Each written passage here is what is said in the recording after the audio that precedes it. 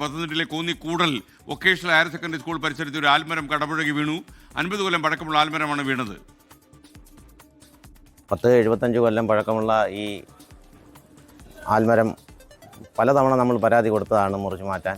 ആ ജില്ലാ പഞ്ചായത്തിന് ഫണ്ടില്ല എന്നും പറഞ്ഞ് അവരത് മുറിക്കാതിരിക്കുകയും അതുപോലെ തന്നെ ഈ സ്കൂൾ കെട്ടിടത്തിൻ്റെ പുറകിലൊരു 200 ഇഞ്ച് വണ്ണമുള്ള ഒരാഞ്ഞിലിയും 170 ഇഞ്ച് വണ്ണമുള്ള ഒരു വാഗമരവും നിൽപ്പുണ്ട്. ഈ മരങ്ങൾ മുറിച്ചു മാറ്റാൻ നിരവധി തവണ നമ്മൾ പരാതി കൊടുത്തതാണ്. ഫണ്ടില്ല എന്നും പറഞ്ഞ പേരിൽ ഇത് നമുക്ക് അനുവദിച്ചു തരുന്നില്ല.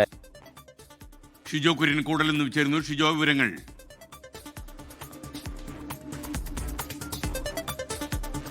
ഇന്നലെ രാത്രിയോടുകൂടിയാണ് പത്തനംതിട്ട കോന്നി കൂടൽ വൊക്കേഷണൽ ഹയർ സെക്കൻഡറി സ്കൂളിന്റെ സമീപത്ത് നിന്നിരുന്ന ഒരു ആൽമരം കടപുഴങ്ങി സ്കൂളിന്റെ കെട്ടിടത്തിന് മുകളിലേക്ക് വീണത്.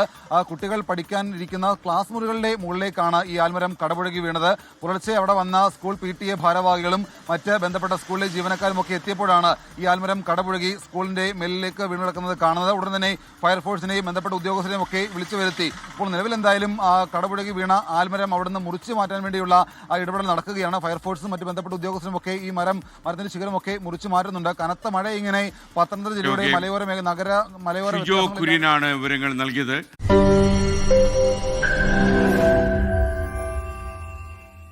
ലോകത്തെവിടെയായാലും ഏത് സമയത്തും 24 വാർത്തകളും ഓഗ്മെന്റഡ് റിയാലിറ്റി പാക്കേജുകളും എക്സ്പ്ലെയിനറുകളും വിശദമായി കാണാൻ ഞങ്ങളുടെ YouTube ചാനൽ നിങ്ങൾക്ക് സബ്സ്ക്രൈബ് ചെയ്യാം.